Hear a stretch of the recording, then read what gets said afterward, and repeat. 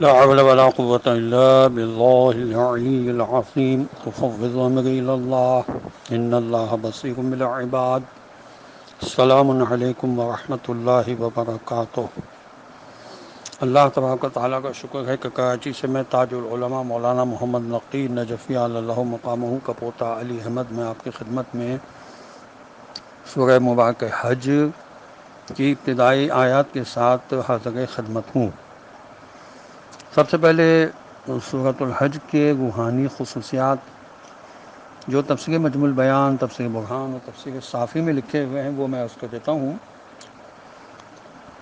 جناب رسول خدا صلی اللہ علیہ وسلم سے روایت ہے کہ جو شخص اس سورت کی تلاوت کرے گا اور گزشتہ اور آئندہ کے تمام حاجیوں کے برابر اس کو ثواب دیا جائے گا۔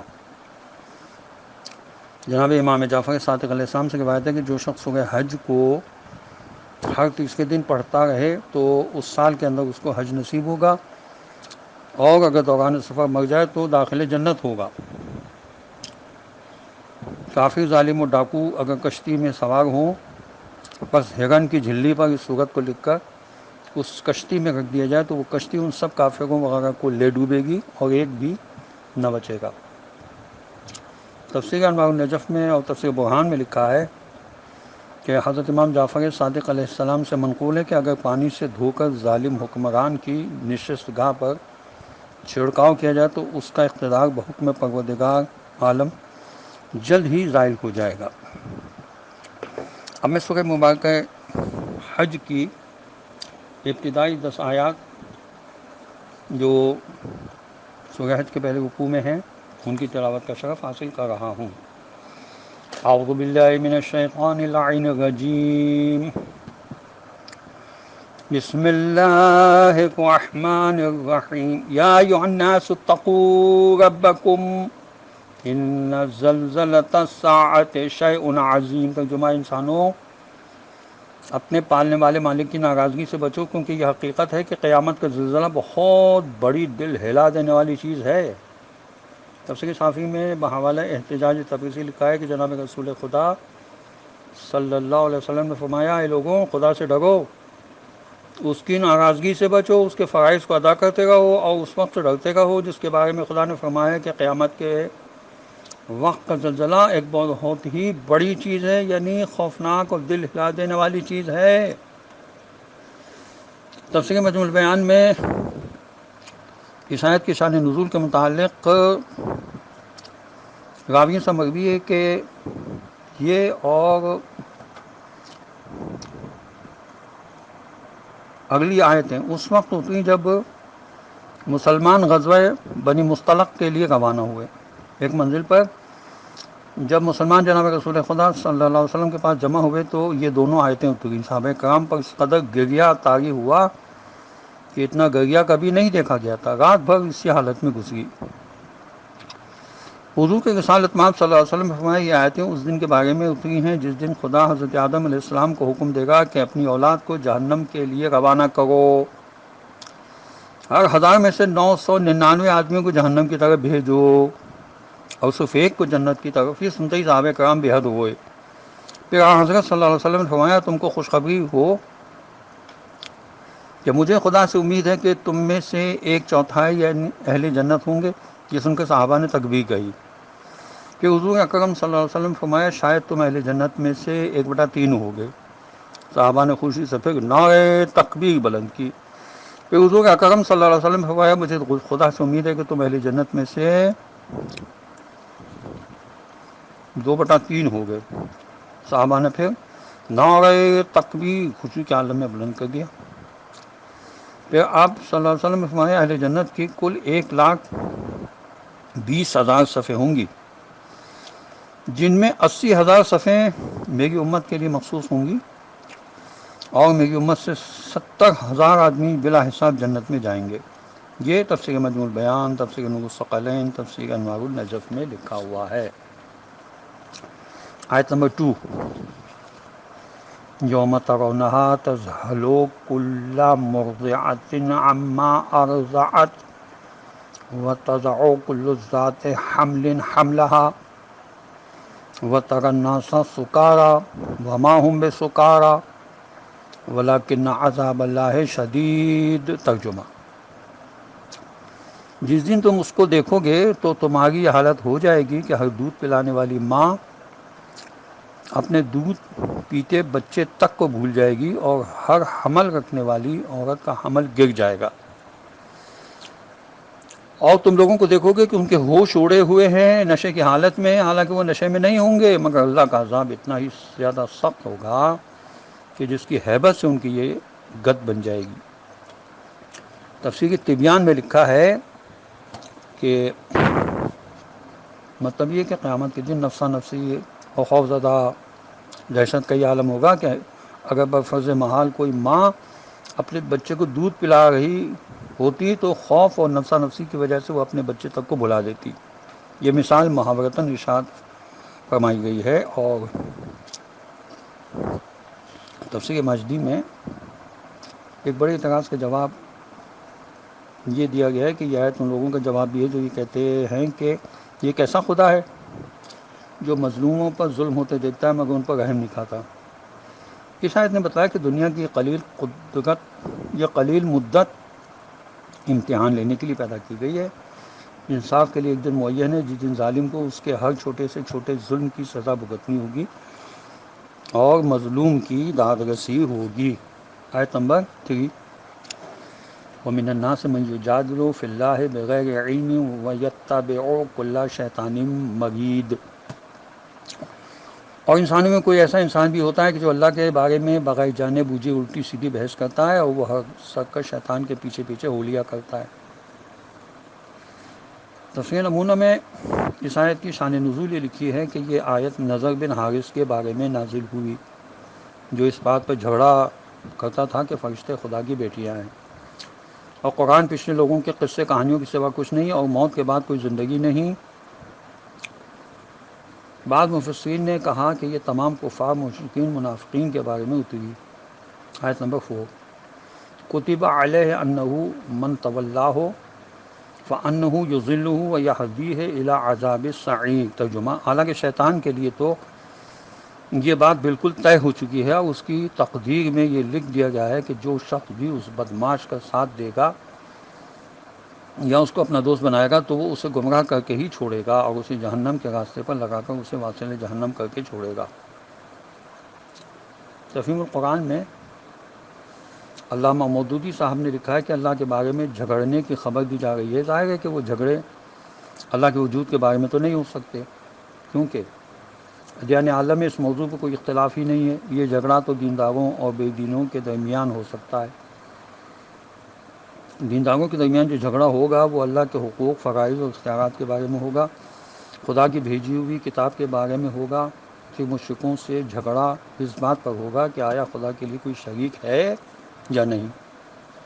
آیت نمبر 5: یا ایھا الناس ان کنتم فی ریب من البعث فإنا خلقناکم من تراب ثم من نطفة ثم من علقة ثم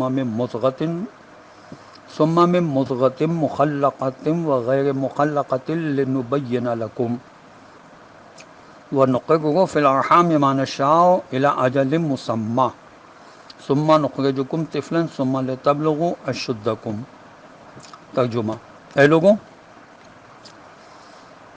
اگر تمہیں مرنے کے بعد دوبارہ اٹھائے جانے میں کچھ بھی شک ہے تو اس بات پر ہی غور کر لو کہ ہم نے تم کو مٹی سے پیدا کیا ہے، پھر نطفے سے، پھر جمے ہوئے خون سے، پھر گوشت کے لوتھڑے سے،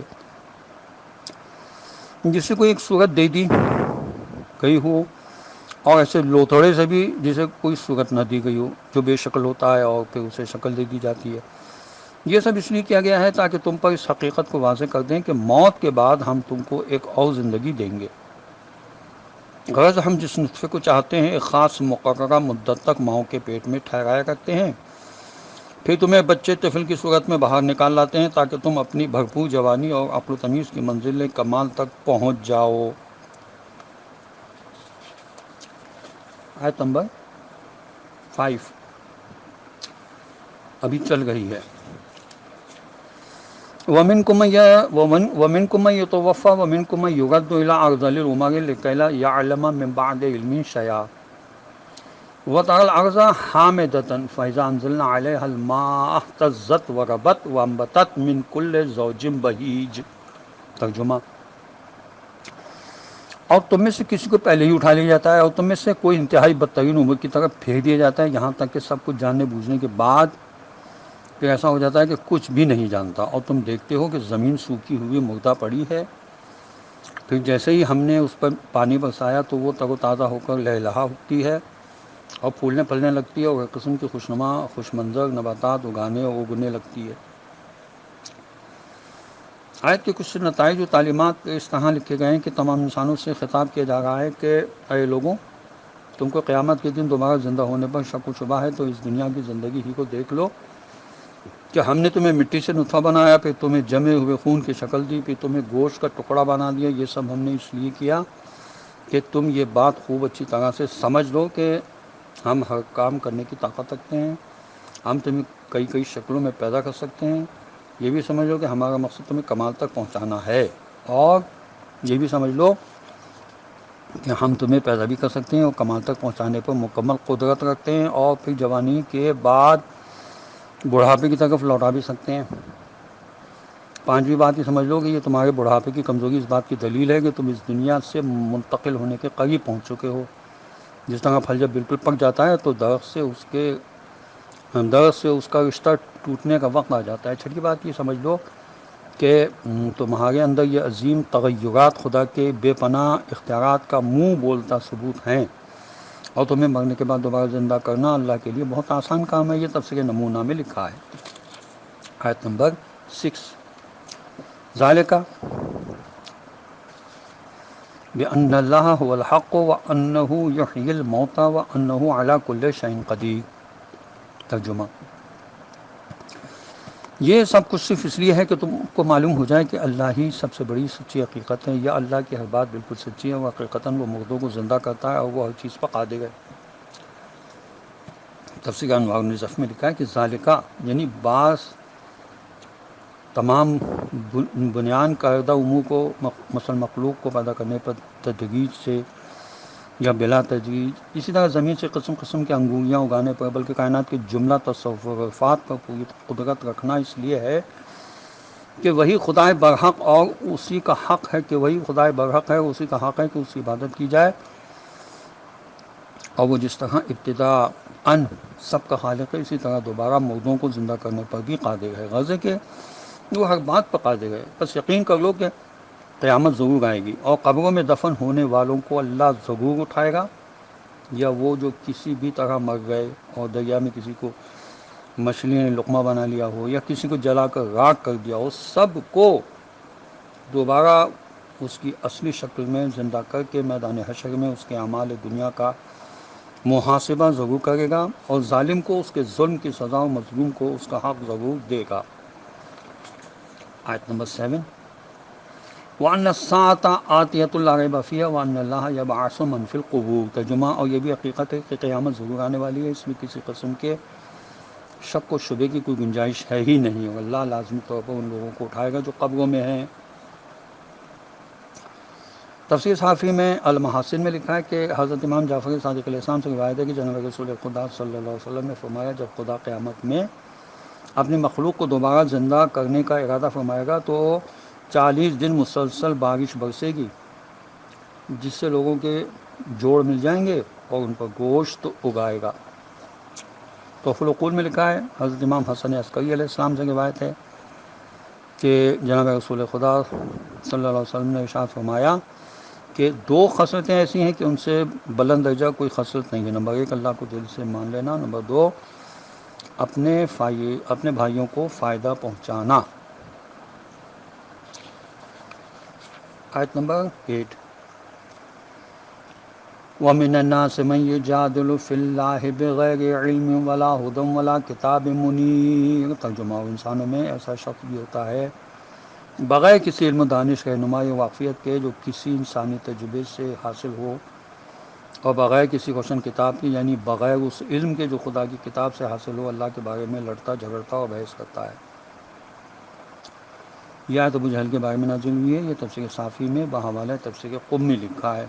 آیت نمبر 9، ثانی عطفه لیضل عن سبیل اللہ له فی الدنیا خزی ونذیقہ یوم القیامت عذاب الحریق۔ ترجمہ: گردن کو اکڑائے اور کاندھوں کو غرور سے موڑے ہوئے تاکہ لوگوں کو اللہ کے راستے سے بھٹکا دے، ایسے شخص کے لیے دنیا میں بھی ذلت و خواری ہے، اور قیامت کے دن تو ہم اسے جلانے والی آگ کی سزا کا مزہ چکھائیں گے۔ تفسیر کشاف میں لکھا ہے کہ کندھا پھرا لینا یا موڑ لینا ثانیہ عطفی کا ترجمہ ہے، جس سے عربی لغت کے محاورے میں مراد تکبر کرنا، اکڑنا اور اترانا ہوتا ہے۔ خاص اشارہ ابو جہل کی طرف ہے۔ آیت نمبر 10، یہ اس رکوع کی آخری آیت ہے۔ ذالک بما قدمت یداک وان اللہ لیس بظلام للعبید، یہ کہہ کر کہ لے، یہ ہے تیرا کیا دھرا جو خود تیرے ہی ہاتھوں نے تیرے لیے تیار کر کے آگے بھیجا ہے، ورنہ حقیقتاً اللہ اپنے بندوں پر ظلم کرنے والا نہیں ہے۔ اس سے زیادہ پرزور طور پر عدل الہی کو ثابت کرنا ممکن نہیں ہے۔ تفسیر نمونہ میں لکھا ہے کہ انہی دونوں گروہوں سے جن کا ذکر پچھلی دو آیتوں میں ہوا ہے کہا جائے گا کہ یہ ساری بدماشیاں اور بدکاریاں تمہارا ہی کیا دھرا ہے، یہ وہ کچھ ہے جو تم نے خود اپنے ہاتھوں سے آگے بھیجا ہے، کیونکہ اللہ کبھی ہرگز اپنے بندوں پر ظلم نہیں کیا کرتا، اور نہ وہ بلا وجہ کسی کی سزا میں اضافہ فرماتا ہے۔ اس لیے تمہیں جو سخت سزا مل گئی ہے یہ خود تمہارے ہی برے اعمال کا نتیجہ ہے۔ خدا کا کام تو عدل فرمانا ہے یا پھر رحم فرمانا ہے۔ ظلام مبالغے کا صیغہ یعنی بہت زیادہ ظلم کرنے والا۔ سوال یہ ہے کہ وہ خدا جو مطلقاً قطعاً ظلم کرتا ہی نہیں، اس کے لیے ظلام کا لفظ کیوں استعمال کیا گیا؟